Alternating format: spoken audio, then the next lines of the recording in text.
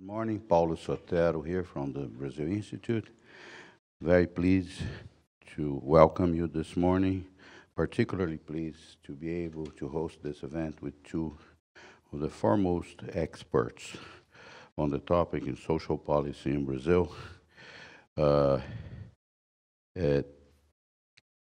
First, let me introduce Amy Erica Smith. She is now a fellow at the Wilson Center this year, working on a topic. Every time I tell Amy is at the Wilson Center doing research on evangelicals and climate change. And they say, what? I say, yes. Remember, one of the better known evangelicals in Brazil is Marina Silva, a person that has dedicated her life to environmental policies and done it in a very positive way. Amy is an associate professor of political science at Iowa State University in Ames. She did a lot of research work in Brazil. She is fluent in Portuguese. You lived in Brazil as a... Not as a child, no. No? You learned it the hard way? The hard way, yeah. Okay. And she published last year this book from Cambridge Press, which is a very important book. I think it's the first book by a non-Brazilian scholar on this topic, which is absolutely present, current in Brazil, which is religion and democracy. And she will explain why it is this so important. The rise of the evangelicals and other related churches in Brazil is one of the great phenomena of this era, and will impact democracy. We don't know in which way yet. What I read, it's mostly positive. And I think that it's sort of the argument that Amy presents in her book. I will not read this whole thing here. You have it. Particular pleasure also for us at the Wilson Center to welcome back Margaret Keck. She not only is a great professor of all things related to Brazil, social policy, environmental policies, emeritus professor and academy professor at Johns Hopkins Krieger School of Arts and Sciences, has been here many, many times. Mimi, you were resident once. Yeah. Yes. Yeah, It was back in the dark ages, but yes. Yes. She's a former fellow of this. 2000 to 2001, if I remember correctly. Uh-huh. So, she's at home. We are particularly glad to be able to have this meeting. We'll have others with Amy when she presents, after she does the research, which will entail, from my account, at least 2 trips to Brazil.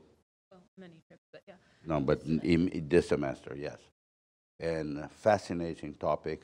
Recently, I was in São Paulo talking to a dear friend of mine who is an evangelical, a young guy who told me, Paulo, I am of the liberal wing of the evangelical church in Brazil. I am progressive. I say, whoa.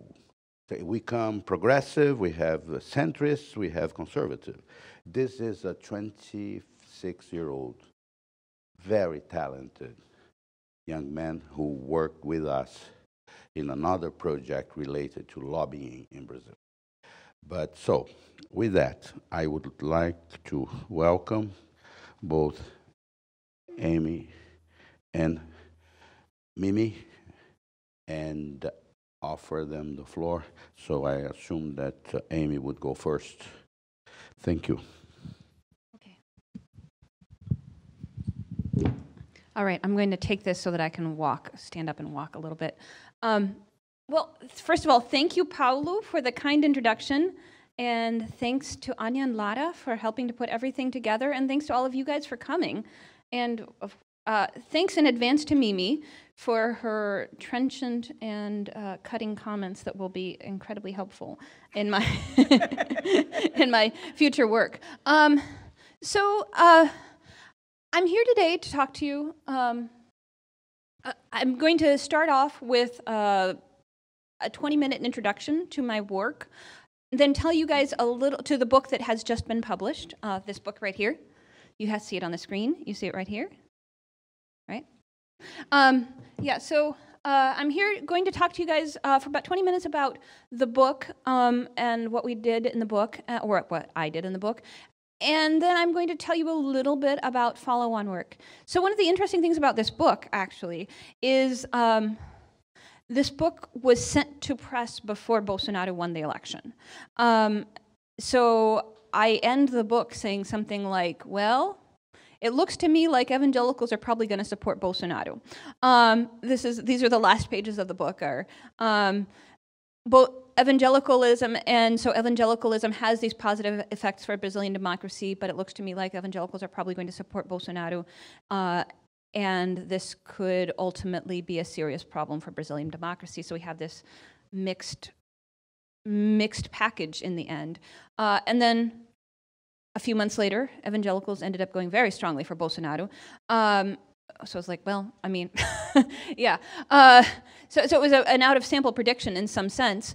But and I wrote the afterward saying, well, I said it looked like evangelicals were going to go for Bolsonaro, and they did indeed go for Bolsonaro. And so how do we make sense of this? So I'm going to end the talk by talking with you guys a little bit about 2018, which doesn't feature in the book. Okay, so the book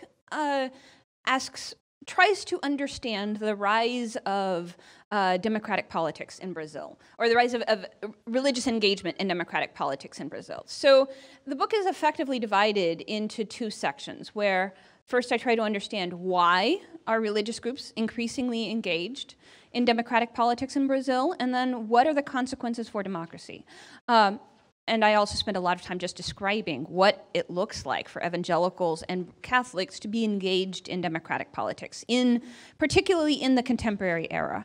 There were prior eras of democratic engagement. I provide a little bit of a historical overview, but really what I'm interested in is in the 2000s and 2010s, what does it look like for evangelicals and Catholics to be engaged in politics? And then what explains it and what is going to happen as a result. Okay, so growing evangelical action.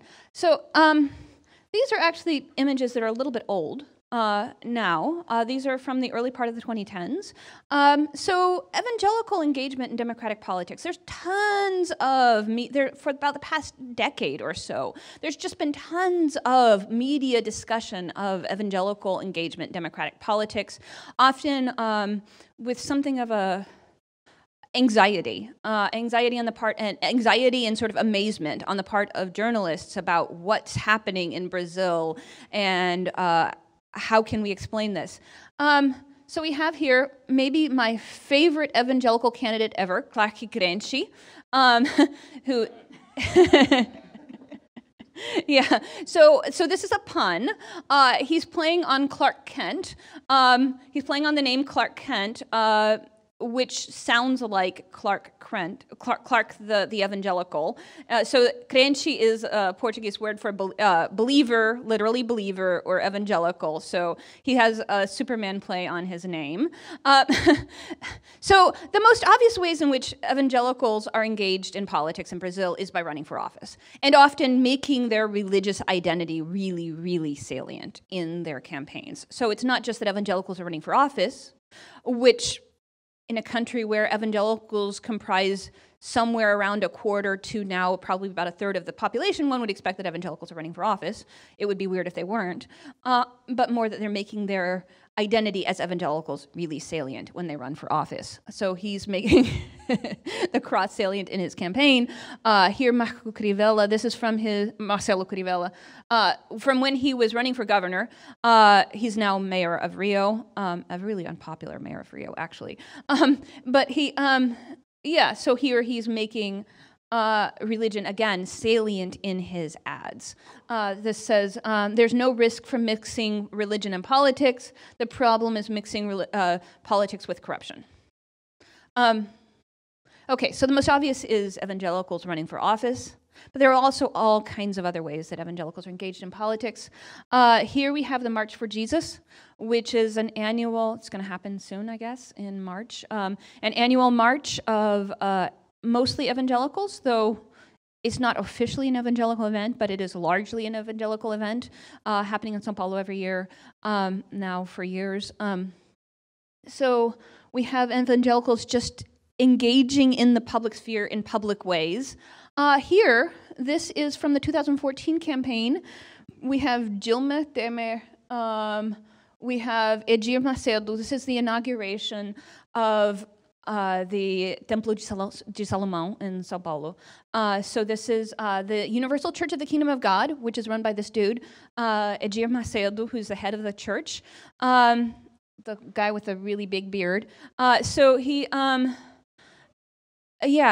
is a kingmaker to some extent in evangelical political circles in Brazil. And when he inaugurates a big new temple, his sort of like crowning achievement in construction of churches, when he inaugurates a new temple, everybody has to come because he's that kind of person. So we have all of the major politicians in Brazil attending the inauguration of his church. So we have all kinds of ways in which evangelicals are engaging in politics. And then, of course, there's Jair Bolsonaro. This is a still from a video of his baptism in the Jordan River. So Jair Bolsonaro is one of the most interesting politicians from a religious perspective in Brazil, because he has one foot in the Catholic and one foot in the evangelical world. And then I guess another foot in the Jordan River. So this is Edir Macedo being baptized in the Jordan River in 2016. He continues to identify himself as Catholic. He continues to say that he's Catholic. He also, but he also has been attending an evangelical church for years. His third wife is an evangelical woman. Many of his children have converted to evangelicalism. So he effectively behaves like an evangelical in many ways, is identified as being sort of associated with the evangelical community at the same time that he continues to say that he's actually a Catholic. Okay, so this is a little bit about how I became interested in the topic. So this woman here is a relatively minor Brazilian politician, Margarida. So she, Margarida Salomão. This is a local politician from Minas Gerais who was run for a federal deputy. She's run for mayor various times. She was actually a federal deputy for a while. I became interested in this topic in 2008 when I was conducting field work for my dissertation on a different topic in the city of Juiz de Fora. So I was living in the city of Juiz de Fora in the state of Minas Gerais. Here's the city of Juiz de Fora in the state of Minas Gerais. So I was living in the city of Juiz de Fora in the state of Minas Gerais and conducting field work on other topics, on neighborhood associations and the local election. But it just happened that Margarida was the candidate for mayor at the time from the PT. She wins in the first round and then is derailed in the second round by a coalition, or she takes like 45% in the first round, which sends the election to the campaign to a second round, and then is derailed in the second round, ends up taking again about 45% versus 55% from the coalition center-right candidate, as a result of a coalition of business groups and religious groups. So the salient thing about her campaign is that she's a lesbian. She's also, incidentally, the former rector of the university. But the more salient and important thing about her political profile is that she's gay. And there's this is 2008, so open hostility towards gays is kind of mixed, but we have political ads that are released that talk about her that talk about her not having a family, which is widely interpreted in the local community as being about her being gay. Within evangelical churches, letters are released. There's a sort of a quiet campaign throughout evangelical churches against her. So this is the election that sparked it all. And in retrospect, looking at this from the perspective of 2020, it looks like what happened in Juiz de Fora in 2008 was sort of a harbinger of what was going to happen in Brazilian politics in the ensuing years. Okay, so I've been talking a lot about evangelicals. One of the weird things about Brazilian politics and religion is that people tend to focus on the political activism of evangelicals and treat Catholics as a default. I don't believe that Catholics are the default. That said, so what does Catholic activism look like? On the one hand, so one of the reasons that people don't talk a lot about Catholic activism is because the Catholic Church tries to keep itself officially out of politics. So the Catholic Church has rules that say that the rules are relatively well implemented. The rules that say that priests aren't supposed to endorse candidates. You can get basically a slap on the wrist if you endorse candidates, but the Catholic Church puts out the norm pretty effectively that priests are supposed to be neutral. And if you ask Brazilian evangelical or Brazilians, and I will show you data in a little bit, do they know if their priests have endorsed candidates? And the vast majority of Catholics don't know or can't tell you whom their clergy support. That said, we have this kind of thing. We have, this is Lula and Frei Beto, who was his ally for a long time, a monk, or brother, and who, monk, yeah, monk. Yeah, it's funny, I don't ever use the word monk in English. But yeah, Frei Beto, who is a monk, who was Lula's ally for a long time until he and Lula had something of a falling out. But here we have Lula meeting the Pope. So while there is a prohibition on clergy taking political stances, this is often... well, it's Brazil. There are nuances. And you will often find, sort of behind the scenes, it becomes clear when you interview Catholic clergy that there is a tendency towards support for the PT within the Catholic Church, even though it is highly contested and polarizing. Okay, so the book is based on national surveys from 2002 to 2017, the data, the hard data that I'm going to show you. So mostly I'm going to show you data from 2002 to 2017. I'm also going to give you a little bit of a sneak peek at some data from 2018 that's not included in the book. The congregation, I also conducted a study, in-depth study of congregations in 2014 and 2017 in the city of Juiz de Fora. I did a whole bunch of different kinds of qualitative data collection as well as some quantitative data collection.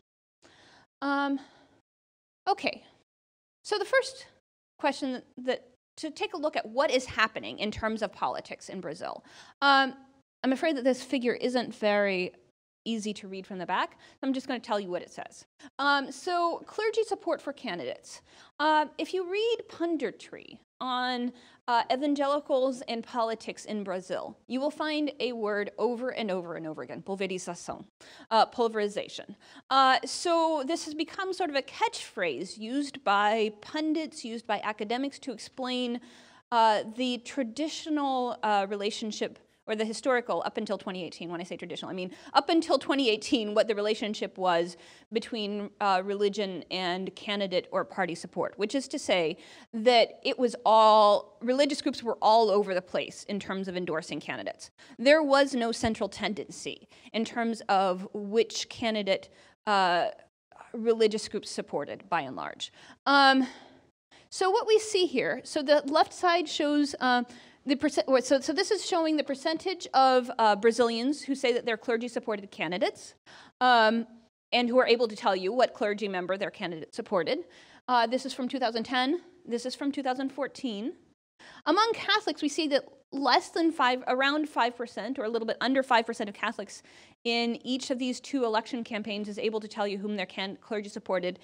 And of Catholics, of the 1 in 20 candidates will tell you in a survey whom their clergy member supported. Most of those who know whom their clergy member supported will say it's the PT. And in fact, that probably represents accurately the tendency towards petismo among Catholic clergy. But most Brazilian Catholics are not getting messages from their clergy. Even if you look at Brazilians who go to church regularly, I mean, this might be because Catholics aren't going to church regularly, but even if you look at those who go to church regularly, they're largely not getting messages about whom their clergy support. Whereas around 15% of evangelicals in each of the two elections were able to tell you whom their clergy supported. This is interesting because it contradicts sort of this widespread notion in the media that that evangelical churches are redutos eleitorais, are sort of like electoral bases for clergy. It's only 1 in 6 evangelicals who are able to tell you in a survey whom their clergy member supports. So it's not, up until 2015, it was not an extraordinary number. And one of the reasons that evangelicals are not able to tell you whom their clergy supports is because their clergy support a wide variety of candidates. Their clergy were supporting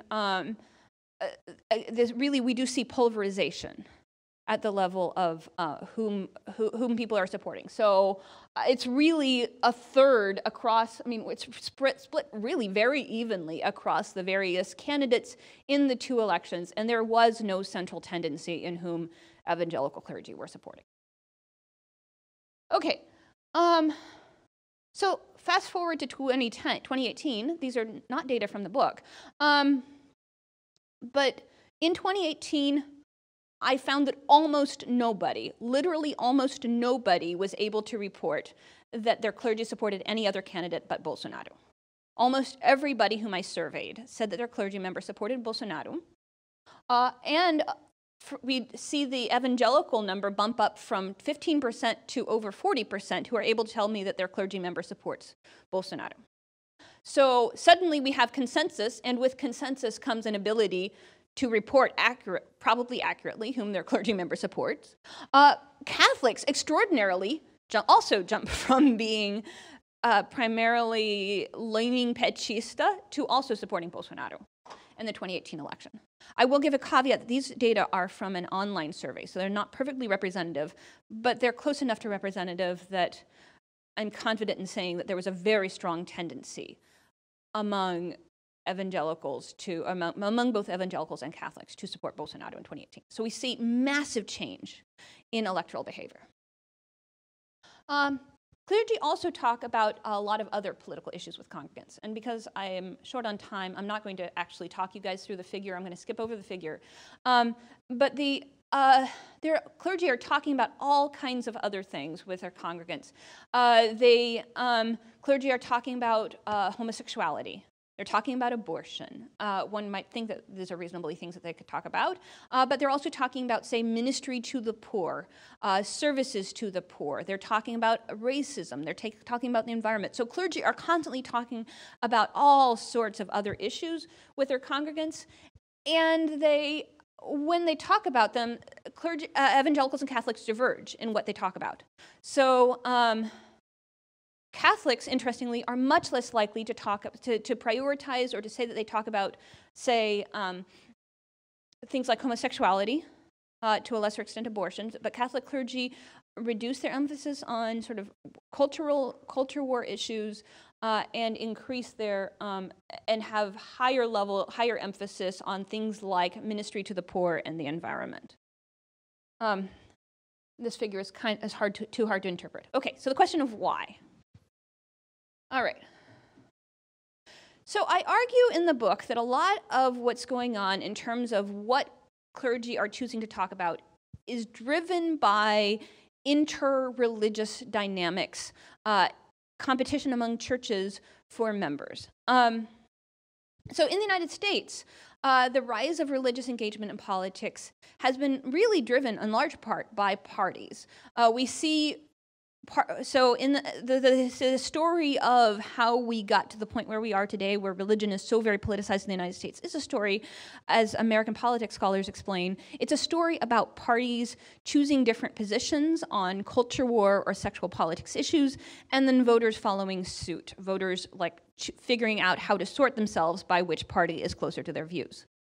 In Brazilian politics, we don't find parties effectively taking differing positions, at least until relatively recently. Until like the past 4 or 5 years, we don't find parties effectively taking different positions on a lot of the cultural war issues.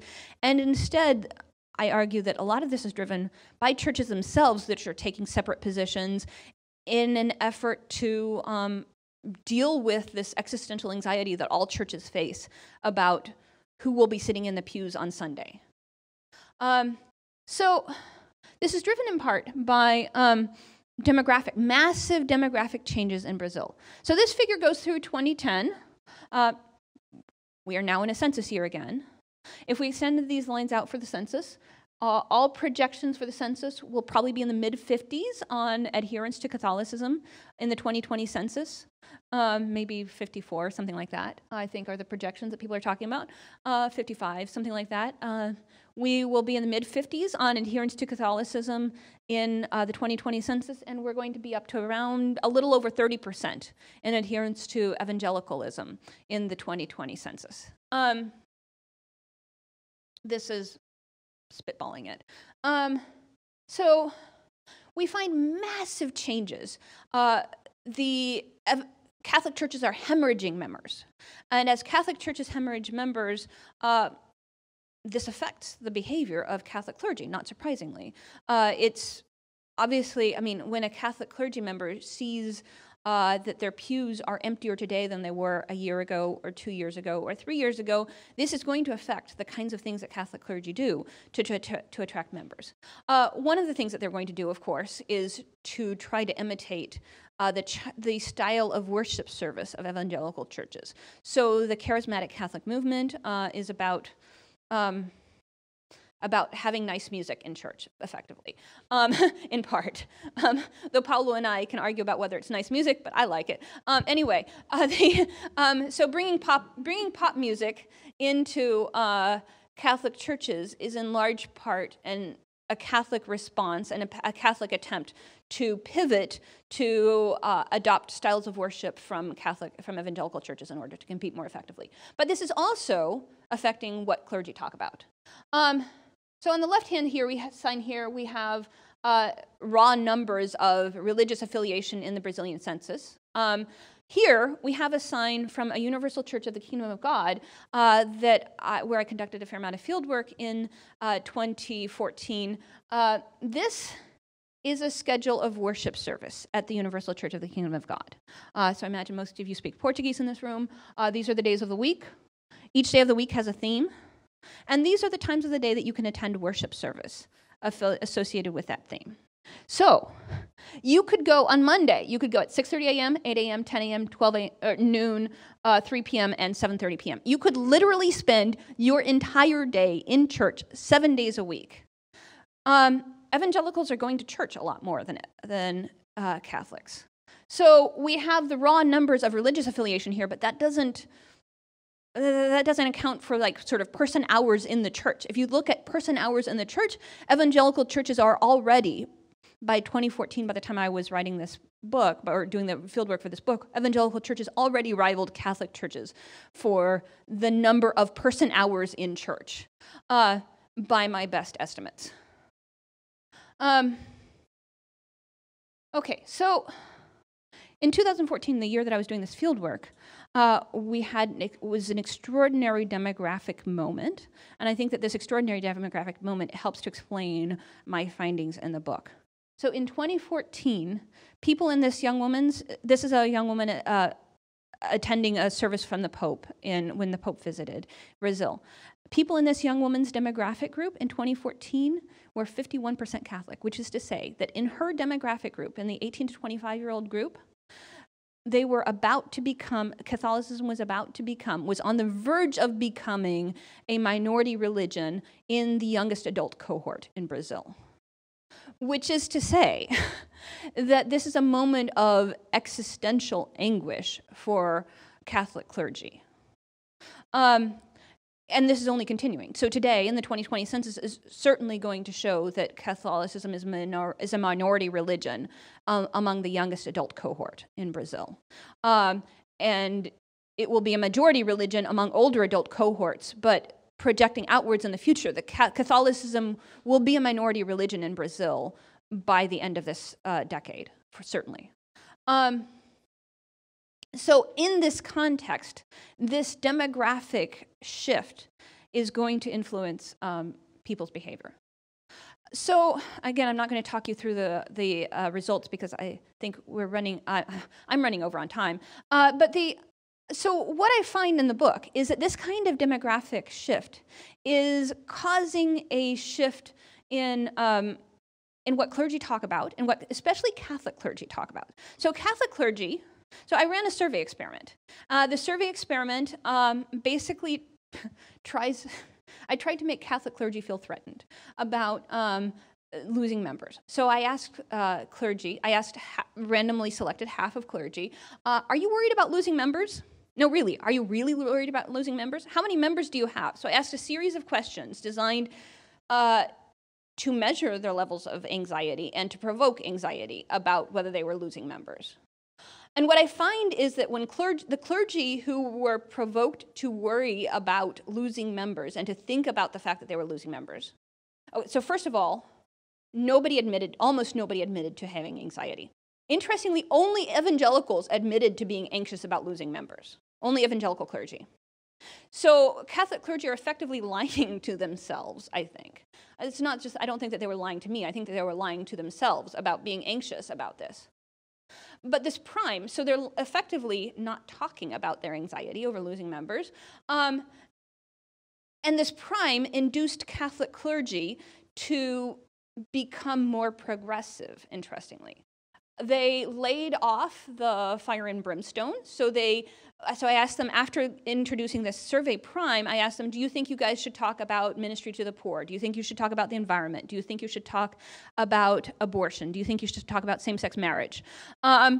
And it turns out that Catholic clergy reduced their emphasis on on the fire and brimstone topics and on the topics related to abortion, things like that, sort of the strict moral code, and they increased their emphasis slightly on the non-strict moral code kinds of things, which is to say Catholic clergy are effectively trying to compete in an environment where they're afraid of losing members.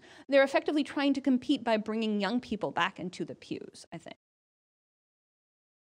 Okay, so this talks us through the survey experiment. Okay, so what are the consequences? How does all of this politicking happening in church influence influence politics and democracy? So one thing that happens is it ends up electing Bolsonaro, probably. Okay, so, but before I go through that, hypodermic needle effect. So people who talk about media messages will sometimes talk about sort of a straw man of a hypodermic needle effect. So that is to say that there is, when people studying media would say that media messages are not sort of injected in your bloodstream without you having any ability to resist them. And I would say that likewise, when we're studying religion and politics, it's not the case that your clergy get up and say, you should go vote for Bolsonaro, and so you just like walk out like a sheep and go vote for Bolsonaro. It doesn't happen so easily. Congregants have the ability to resist, and many of them do resist the politicking that happens in the pews. So we can think of clergy as these charismatic leaders. Oh, that's not what I wanted to do. You can think of clergy as these, no, that's not what I wanted to do. Here, okay. We can think of clergy as these charismatic leaders, and this young woman as a sheep who's a follower, but in fact, we find that congregants are readily resisting the messages that they get from their clergy often. So in 2014, in the Americas Barometer, we asked a question, do you think that it's a good idea or a bad idea? Do you approve or disapprove of clergy supporting candidates who are running for office? 75% of Brazilians were emphatic. no, but half actually gave the very lowest rating to the possibility of clergy supporting candidates for office. And many of these are very religious people. So even among evangelicals, evangelicals are the group where we find the highest levels of religious politicking. Even among evangelicals, we find that the large majority of evangelicals disapprove of Catholics supporting, or of clergy supporting candidates running for office. So the faithful are resisting. And it's only about 15% that approve weakly or not so weakly, or weakly or strongly, of clergy endorsing candidates for office. That said, it might be that people think in the abstract, clergy shouldn't support a candidate running for office, but in practice, well, I'll accept it when it happens. Okay, so what happens when a clergy member takes a position on a candidate? I do find that there is some impact. So this is results from another survey experiment. I'm not going to walk us through this again because I'm running short on time. But clergy do, we find that evangelicals respond to their clergy taking a position, but not so strongly. It's not a huge effect. And evangelicals respond more strongly to candidate positions on the kinds of things that evangelicals care about than they do to clergy. And to some extent, evangelicals are treating their clergy as trusted leaders, but they are really mostly interested in what candidates are actually saying and doing, and not so much in what their leaders are saying. Okay, so that said, while it appears that clergy have limited effect on their churches, what's more clear in my data collection is that there are lots of effects from within the community of churches. So church effects extend far beyond the borders of the church and into, church effects extend beyond the borders of the clergy, the clergy-congregant relationship, and they happen within Bible studies, they happen in ordinary conversations among congregants, and at that level of ordinary congregants talking to each other, evangelical churches in particular tend to converge on candidates.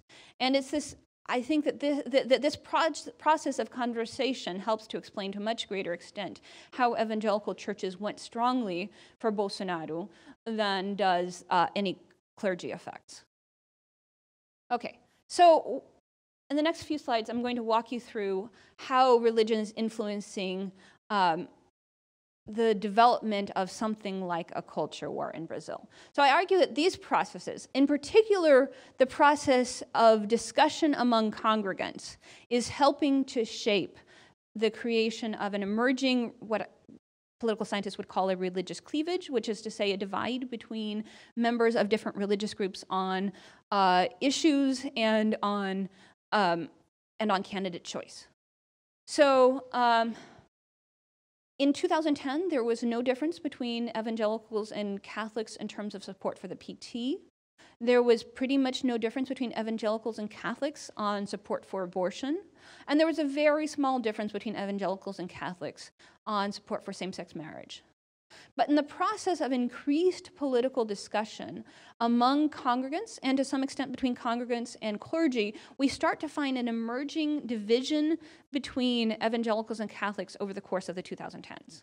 And so by 2017, the last year for which I have data that I'm going to show you here, by 2017, there's a gap between evangelicals and Catholics in support for the PT, the Workers Party. There's also a large gap between evangelicals and Catholics in support for same-sex marriage, and there's a small gap in an emerging gap that has appeared for the first time in support for abortion. So that's what these figures show. At the elite level, the culture war politics is much stronger than it is at the mass level. So this guy, Magno Malta, is a senator who was lost, actually, in 2018, extraordinarily. But this is Magno Malta, who was an evangelical senator, really, really upset about what he called Christophobia, which I think is a great word. So he's upset about Christophobia and accusing a social movement of engaging in Christophobia. So he says that support for same-sex marriage and sort of radical cultural politics on the left is effectively an insult to evangelicals and damaging evangelicals. So there is sort of really heated, polarized rhetoric at the elite level, which is not matched, or matched only weakly at the mass level among ordinary Brazilian citizens. Okay. So my subsequent work. I have done a whole bunch of things after this, following up on what's happened in the book. I had a 5-wave panel study in 2018 studying the Brazilian election. The panel study means that we interviewed the same people 5 times. This was in an online study, so it's not perfectly representative, but it's still really interesting to watch how the same people change attitudes over a course of 7-8 months. I'm also engaged in a cross-national study of how sexual politics issues affect voting behavior more broadly across the Latin American region. And as Paulo said, I'm working on a study of religion and climate change, largely in Brazil, with a little bit of extension cross-nationally. Okay, so we have Bolsonaro, Brasil acima de tudo. So Bolsonaro managed to capitalize really effectively on trends within evangelical churches. I don't know that it was particularly strategic on his part. I think that this is just the way he thinks. I think that he was the man for the moment in terms of what was going on in evangelical churches. So he tries to present himself as sort of a pan-religious candidate. We have him here as, his slogan is, Brazil above everything, God above everyone, which could be perceived as a relatively unifying theme. And at the same time, we find big gaps between evangelicals and Catholics in support for Bolsonaro, which is about the way he's ostensibly a pan-religious candidate, sort of, he could be perceived as a great unifier, but he is anything but a great unifier. So in 2018, I find an unprecedented demographic realignment, which leads to evangelicals, for the first time, I find that evangelicals, there's a huge religious voting gap that opens up between evangelicals and Catholics. So evangelicals and Catholics, so on this scale, evangelicals are 40 percentage points less likely to vote for Bolsonaro in the survey data that we have, almost 40 percentage points, controlling for a whole bunch of other factors, almost 40 percentage points less likely to vote for Bolsonaro than are, less likely to vote for the PT, I'm sorry. Less likely to vote for the PT. This is predicting support for the PTs. They're almost 40 percentage points less likely to vote for the PT, controlling for other things, than are members of, than are Catholics. We also find small gender gaps, small racial gaps, and gaps in education, gaps in other things. Okay. Cross-nationally, I find that sexual politics helps to explain these growing gaps. In places where sexual politics becomes salient, so this is follow-on work, we find that when sexual politics issues become salient in the media, we find a growing gap between evangelicals and Catholics. And we find that people's attitudes about sexual politics become increasingly predictive. So in a sense, sexual politics is driving a large part of what's happening cross-nationally. Then changing the subject, another part of the work following on this is that I became really interested in how evangelicals and Catholics were understanding, interpreting, and responding to climate change during the course of this work. So that's another talk for another day, but I wanted to plug it really briefly. Okay, thank you guys.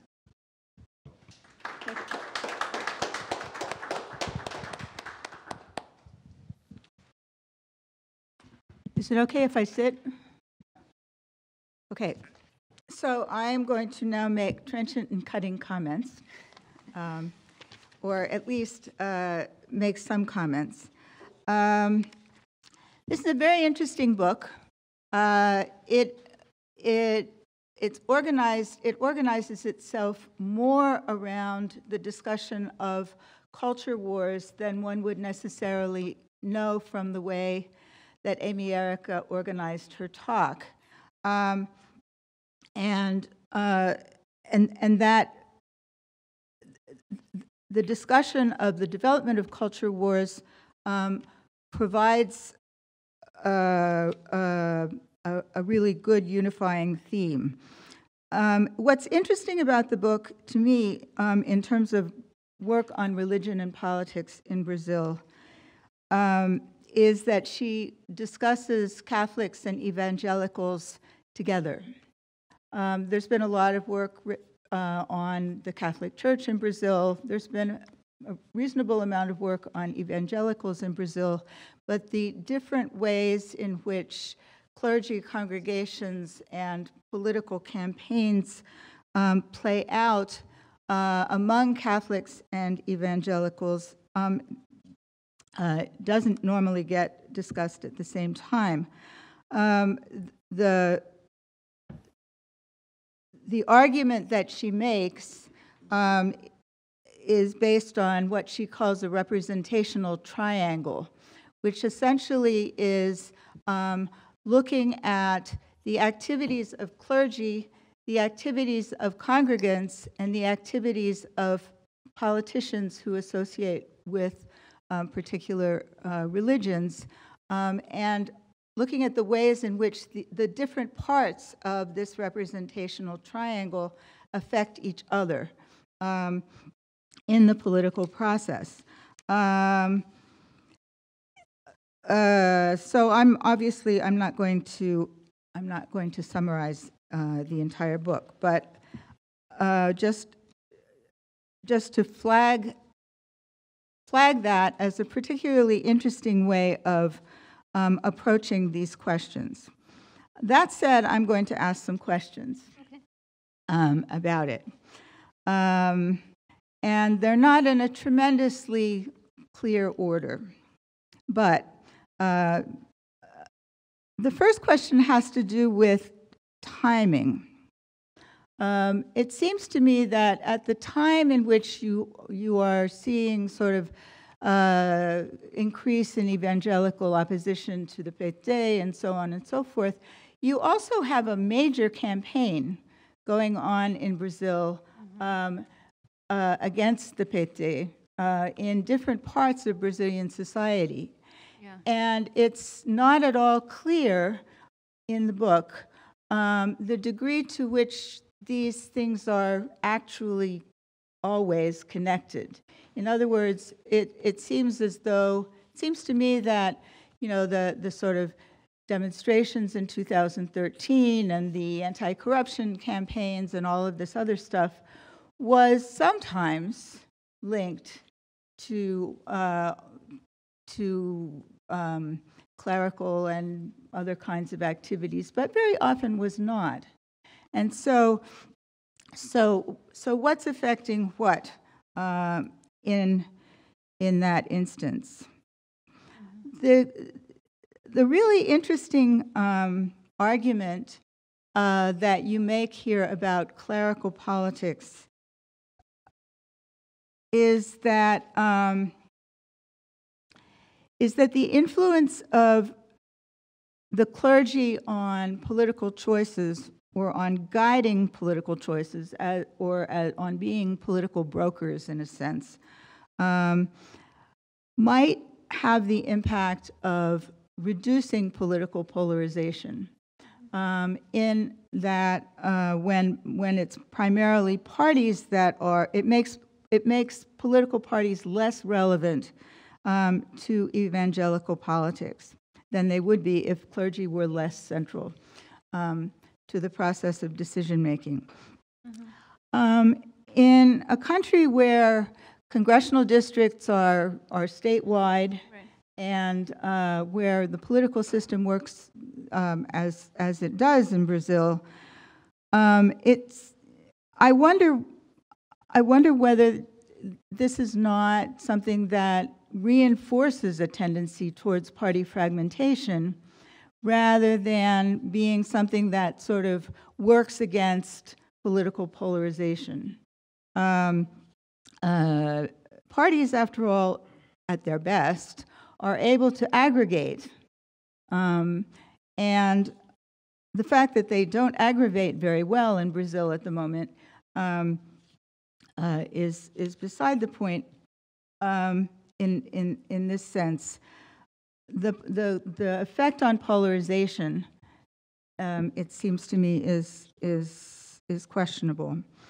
I wanted to make a couple of comments about the relationship between the Catholic Church and the PT. It seems to me that you need to look here at timing, at historical timing, because the PT was organized at a time in which liberation theology was still a very strong strain within Brazilian Catholicism. The sort of Latin American bishops' conferences that in Medellin, Puebla, that had proposed a preferential option for the poor, and all of that stuff were quite recent.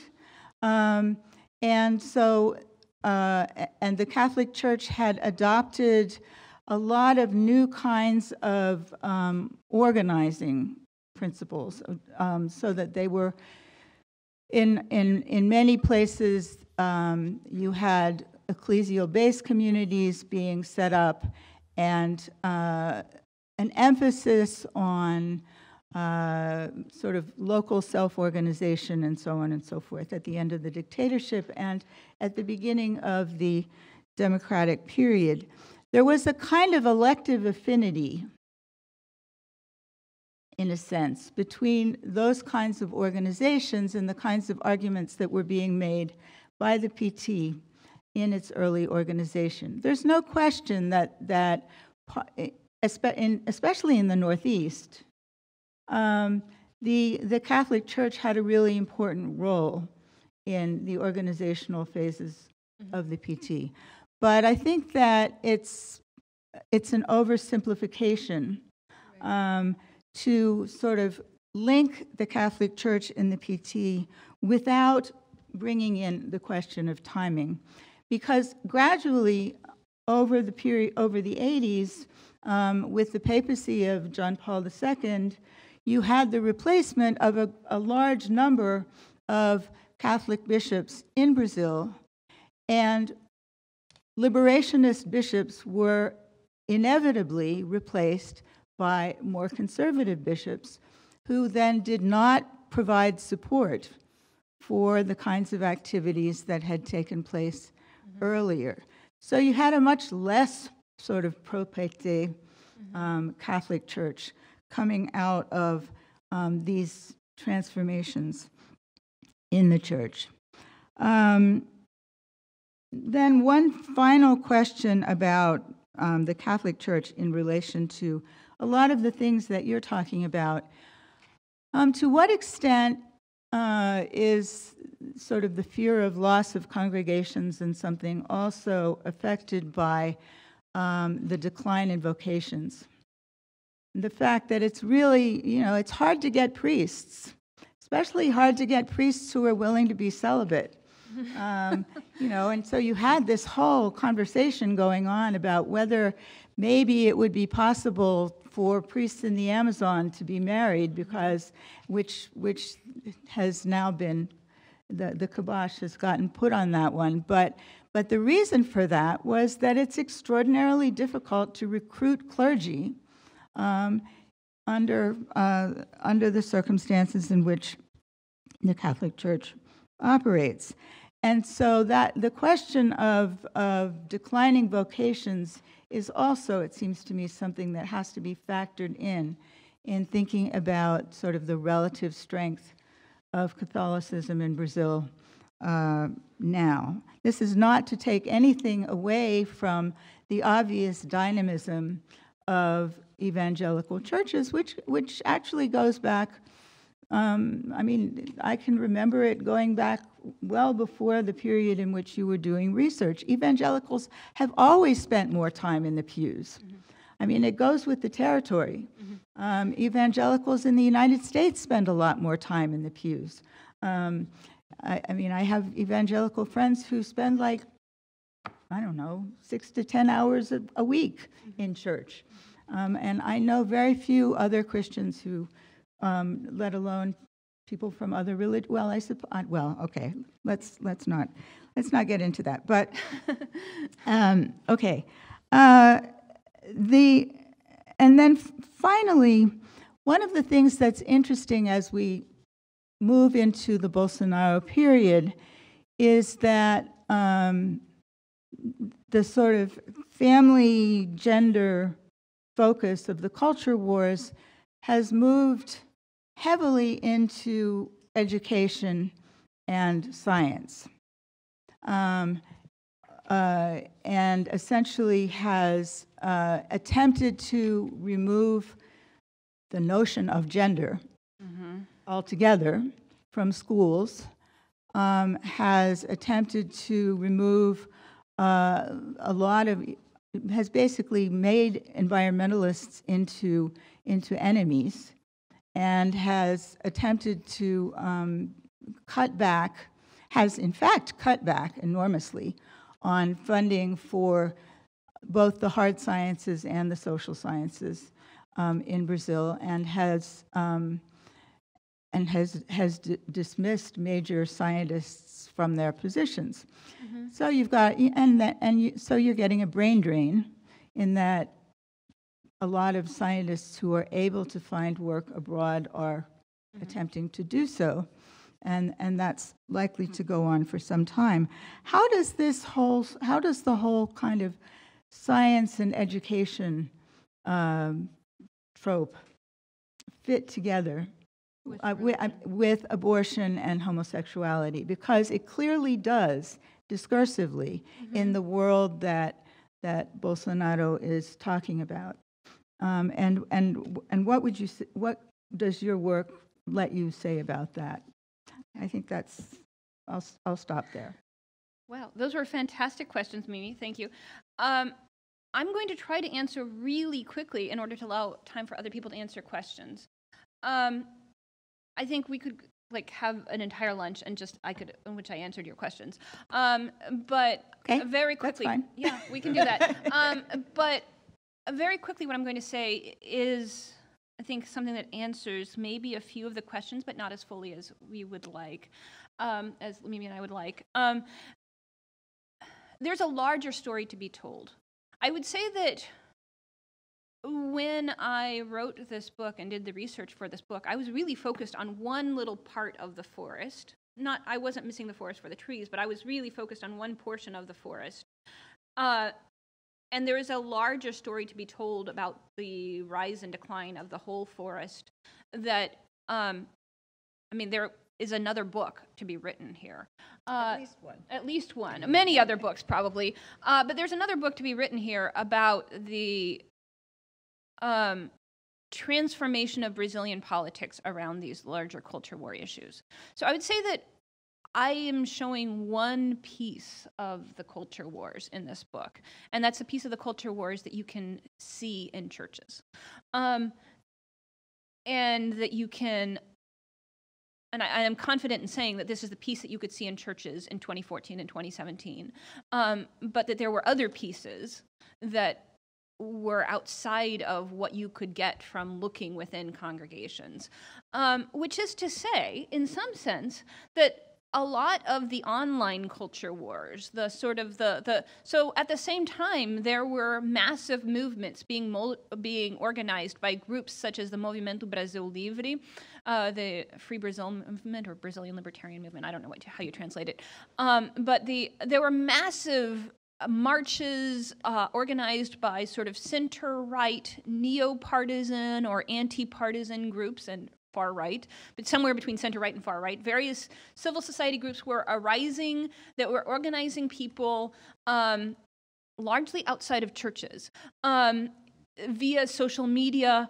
via sort of late in the period, we're talking about via WhatsApp networks, via Facebook. They were organizing people in all sorts of social media venues to take to the streets in opposition to Dilma Rousseff. So these are two different aspects of the culture wars that are going on simultaneously, and I'm showing you the part in the book. I'm showing the part that is happening within churches.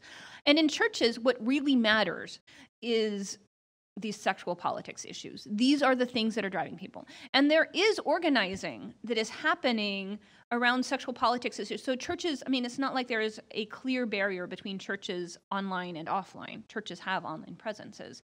So there are, within WhatsApp networks within churches, people are circulating memes, or back in 2010, they were circulating CDs. It's amazing to think that this was happening. But yeah, back in 2010, people were circulating CDs with videos of Dilma Rousseff saying that they that she supported abortion. So there is certainly a digital presence of churches where they're circulating messages about sexual politics.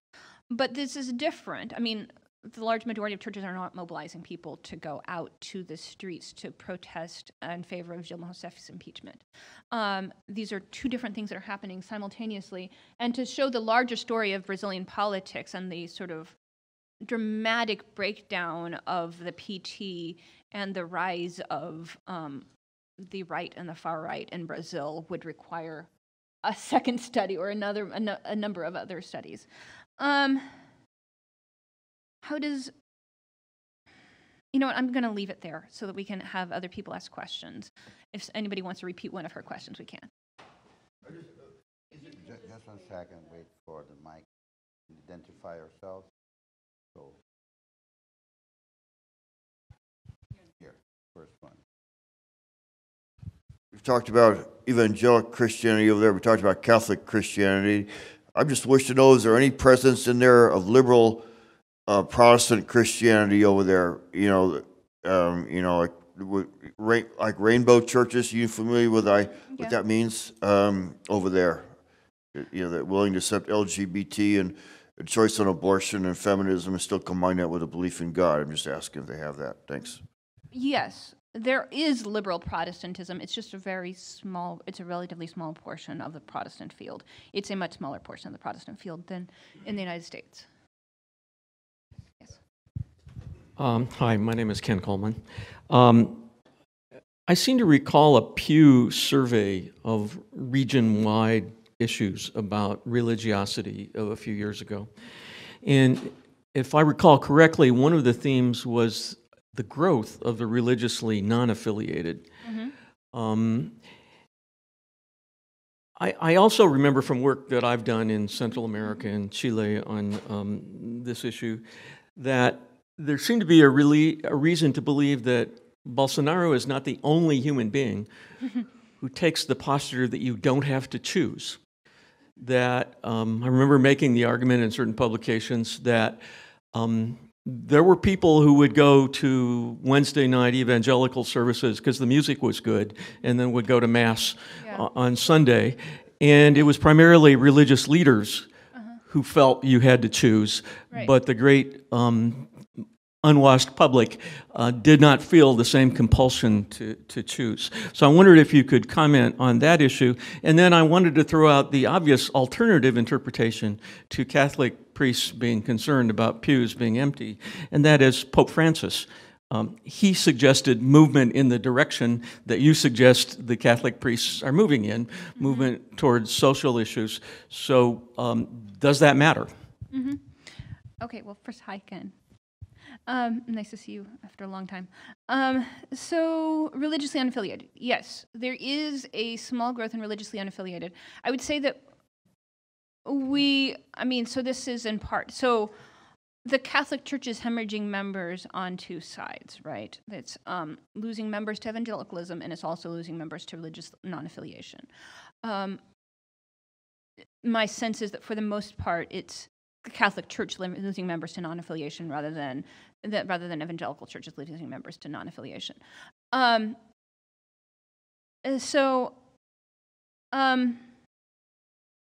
So this is happening, and I think it is part of why the Catholic Church is trying to play two sides of the field. As far as, is this all a Pope Francis effect? I don't have data from Catholic clergy. Right. Doesn't matter at all. You know, the interesting thing, yes, he does matter a little bit. But the interesting thing is that when you ask clergy, did you change your position because of Pope Francis, they will largely say no. Well, which doesn't necessarily mean that they're telling the truth or that they're fully honest with themselves or me as a researcher, but they will largely say, no, this is something that I believed in before Pope Francis. Some of them will instrumentally say, yeah, I'm talking about the environment more now because Pope Francis said we should and my bishop said we should. So there is some of that happening. And I've been particularly asking this question about the environment. So some of them will say, yeah, I am increasing my speech about this because my bishop said we should, which is in fact a hierarchy effect. I mean, my bishop said we should because the archbishop said we should because, you know, whatever, because of hierarchy. Legitimizing effect too. Right. People already predisposed in that direction. There's pretty clear legitimating Right. figure in the Catholic Church. But my sense is also that there is a lot of this that is pre-Francis too. So I think that there are both things happening. Hi, I'm Christina Ewick with the Latin America program here at the Wilson Center. And I think the question I have is really to ask you for more detail on why you see polarization at the elite level, but not among congregants. Mm-hmm. That's, as someone that studies Peru, there's huge level of organization among evangelicals allied with Catholics right now on the streets with the con mis hijos no te metas, don't mess with my children. Right. And I'm wondering why we don't see that in Brazil in the same way, why, or if this might be coming, that you see it in the future, congregants becoming polarized on the streets. Okay. Also, second follow-up question, quick. What about the pedophilia scandals in the Catholic Church and what kind of role that might play in the trends that you're seeing? Okay. Yeah, no, you want to get two questions? Yeah, okay, sure. Okay. May I? Oh, I'm Maria Angela from Brazil. I work in public health. Congratulations for the presentation. Great presentation.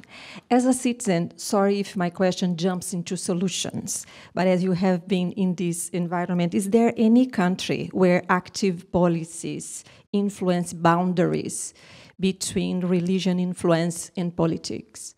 Between religious influence and politics. Okay. All right, shall we?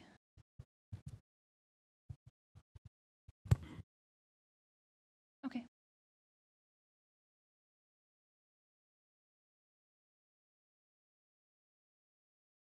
François Ndengue, I'm a publisher of magazines. I came here, I've learned a lot, and I thank you very much for your presentation. But there's something that was missing that, to me, was what brought me here. I think that Brazil is a very diversified country in many aspects. And I wanted to know if it was your deliberate choice to limit your study on Christianity. Because I know that there's a variety of religious affiliations in Brazil. Secondly, if I may, you mentioned the past liberation movement in the Brazilian clergy, I think in particular of Dom Helder Câmara and the thing. Is there any legacy of the thing today, or everything has vanished? Yeah. And finally, there is the interaction of three things here that also, I think, you may have, perhaps you didn't have the time. You can tell us more about it's the interaction between race, religion, and politics in Brazil. What is your consideration in this aspect? Thank you very much again for your presentation. Okay. Okay. Oh, yes.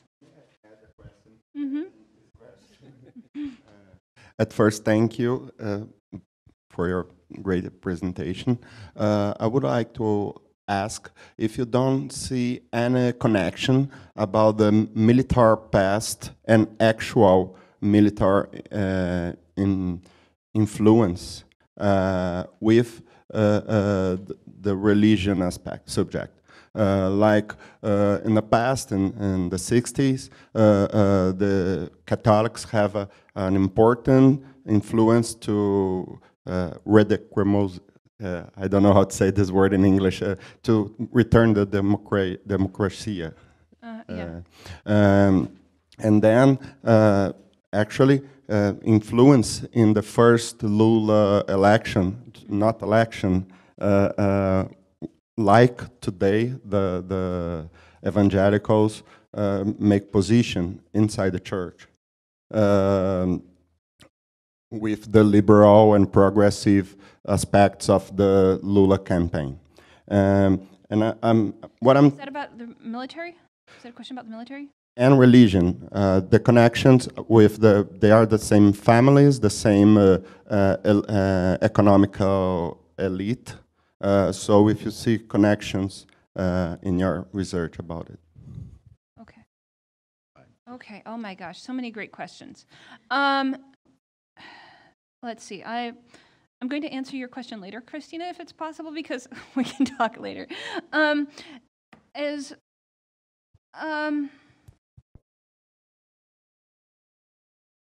can't read my own handwriting here. So a question of why did I exclude non-Christian religions, and then questions of race. Yeah, these are, I could talk to you for half an hour about this. So why did I exclude non-Christian religions?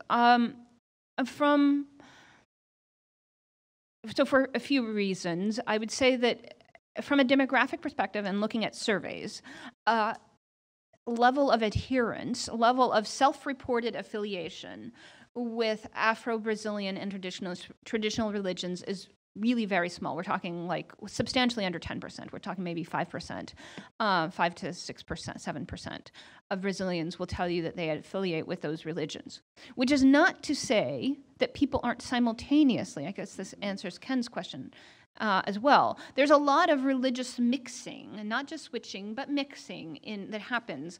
Evangelicals who attend Catholics, Catholics who attend terreiros, the Afro-Brazilian congregations, Afro-Brazilian religious congregations. There's a whole bunch of what we call syncretism, which is mixing of religions. People simultaneously practicing multiple religions, and the religion that they choose on a survey is not necessarily representative of where they go on a Thursday night. So from a quantitative perspective, it's relatively hard to study those kinds of religions unless you have surveys, particularly from looking at, say, public opinion data and survey data, because most people aren't telling you that they go to a terreiro on a Thursday night and a Catholic mass on a Sunday morning or Sunday evening.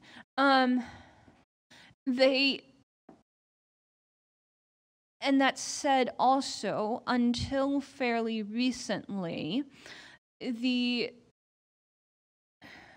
didn't find polarized culture war politics around that kind of Afro-Brazilian religion. We do find it now. We find it today. And that's would be a fascinating study today. So we find increasingly that sort of race and religion are intersecting and shaping how Brazilians respond to each other, and shaping so we find evangelical attacks on Afro-Brazilians and Afro-Brazilian religious groups, Afro-Brazilian congregations. So increasingly Afro-Brazilian congregations are under serious threat, like physical threat from from sort of radical right evangelicals who are opposed. I would say that not all evangelicals.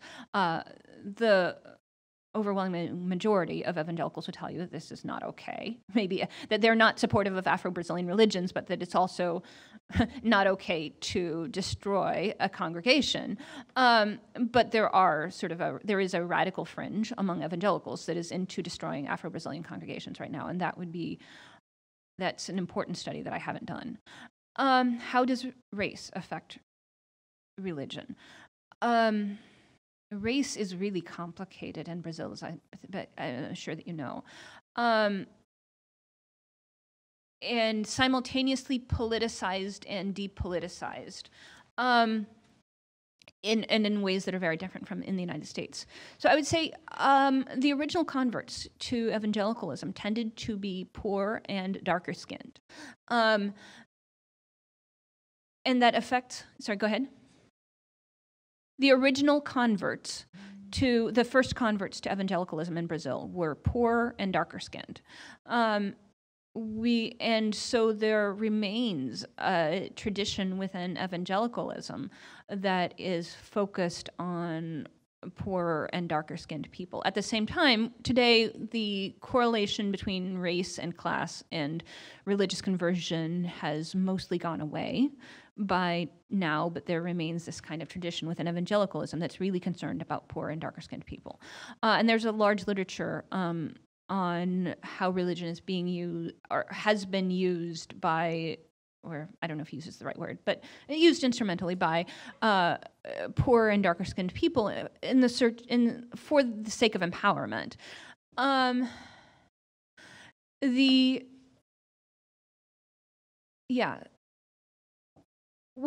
find in public opinion data that evangelicals are really quite progressive in large part on things like affirmative action, which may be in part a result of this historical legacy within evangelicalism.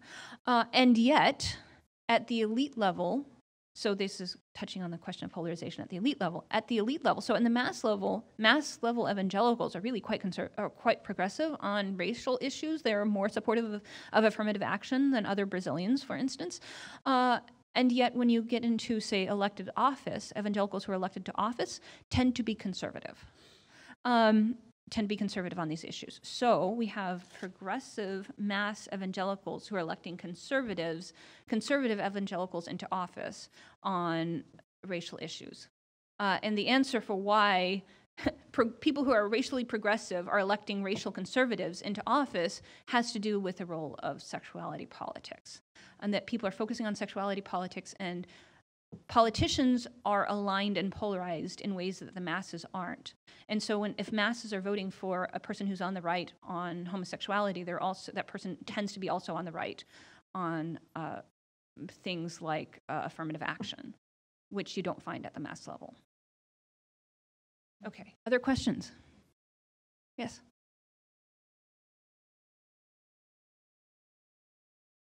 My name is Devin McGoy. I'm from the National Democratic Institute, and my question is regarding democratic institutions and evangelical politicians. So would you say that there is a correlation between evangelical politicians or evangelicals, congregants themselves, and support for democracy because they're focused on social issues? Is there a disconnect there? And could you make any predictions for the future of support for democratic institutions? The reason I ask is because I'm curious if maybe in the future we'll see up and down the ticket more candidates like Bolsonaro who use religion to their political advantage and are pushing aside liberal democracy. Okay. That's a great question. I spent a long time in this project trying to answer that question.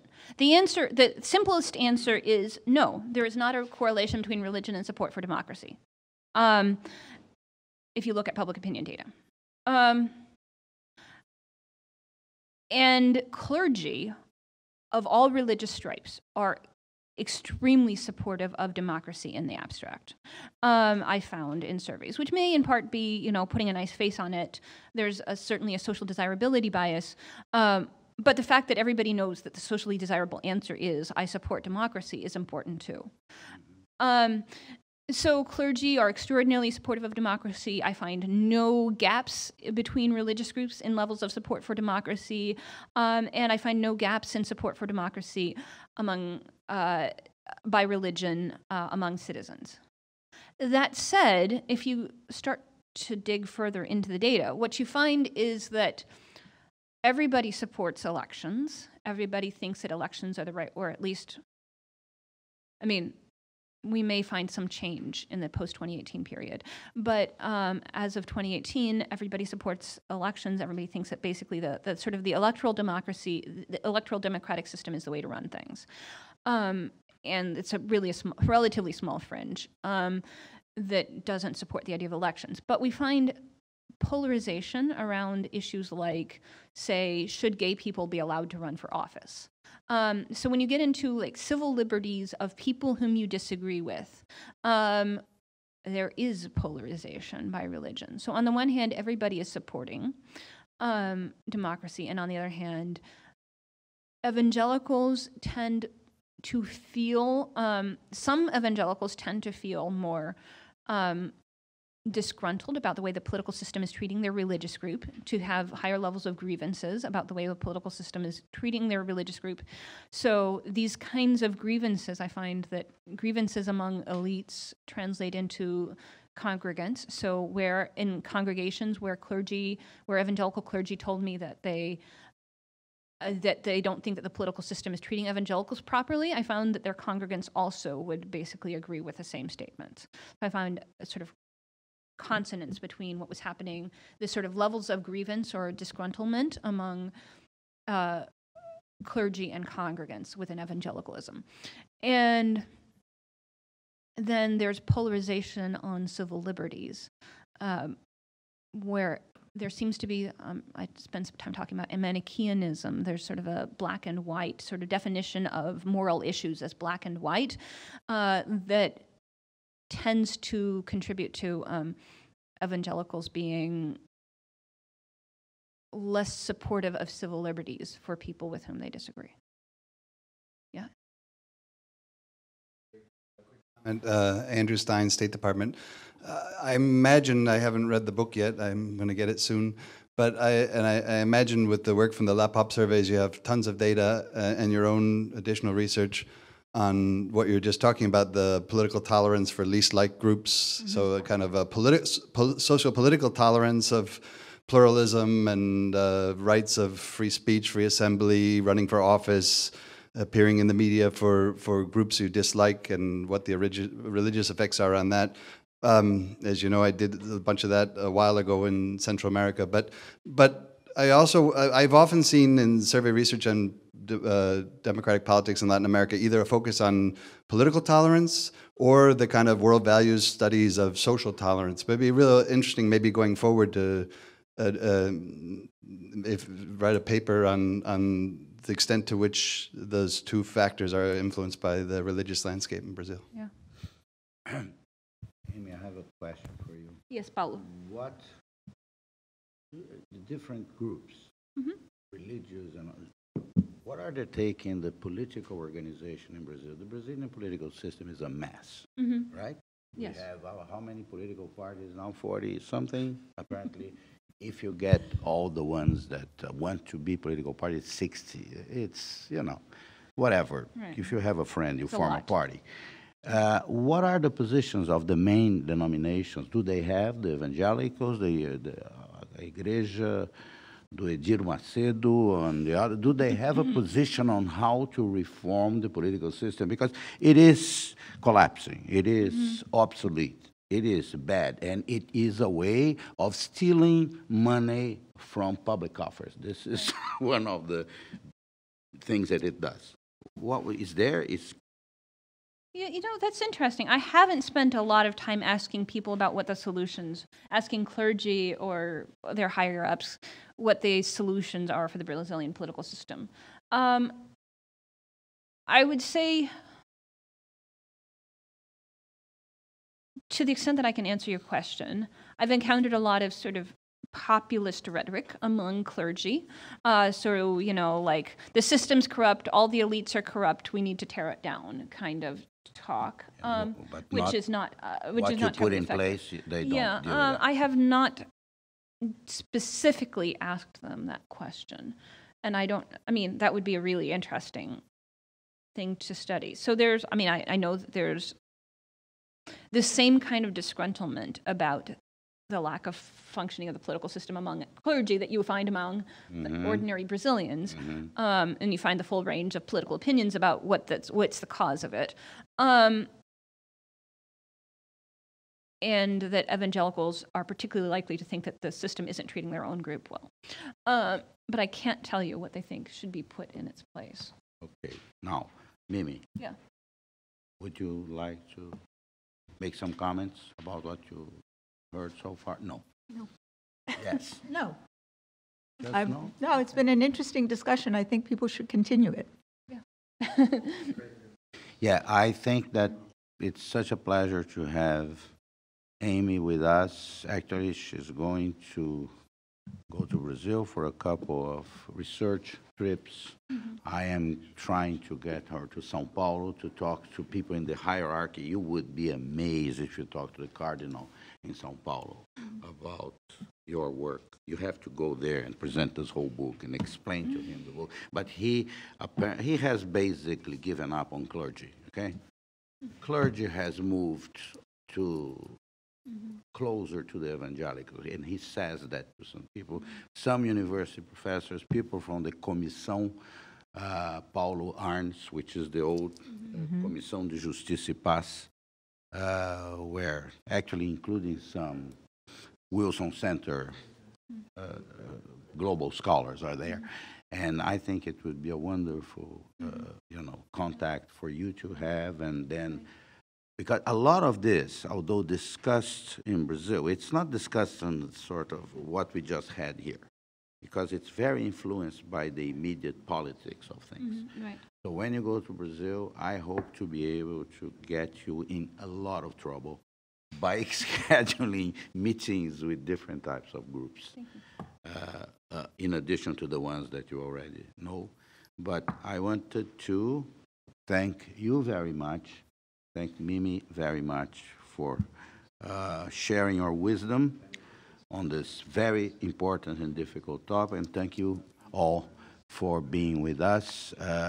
Our next event, it is on March 4th, on a very interesting topic is the life and work of Marechal Cândido Mariano Rondon, based on a book by Larry Rotter, former New York Times correspondent in Brazil. Marechal Rondon is the only Brazilian honored with the name of a state in Brazil, and a man of the military academy, a descendant of indigenous, and the creator of the agency to protect indigenous people in Brazil. When is that? This is March 4th. At what time? Oh, great. Yes, and Oh, great. Larry will be here, and I made a point of scheduling this when I saw the attacks from the government and from Bolsonaro himself against indigenous people. It cannot happen in Brazil. We are going to have to highlight this, and It is happening in Brazil. it is happening. It happens all the time. It's amazing. There are indigenous people there have been cases of people that are burned at bus stops in Brasilia. It is outrageous. It's unacceptable. Indigenous people in Brazil, one of the greatest massacres. There were two greatest massacres in Brazilian history. One was from the slave trade. Half of the slaves died in the voyage in the 300 years of the slave trade. And the other one is obviously the massacre of indigenous people. In 2070, of the estimated 3.5 million indigenous people that lived in Brazil, by the time the Portuguese arrived, there were, count at that time was 250,000. Because of self-identification now, the census estimate at 1 million, but it's really with the current political circumstances, it's becoming very, very difficult to affirm this area, the identity of indigenous people in Brazil, and it's absolutely tied to preservation of the rainforest. And so we will have that.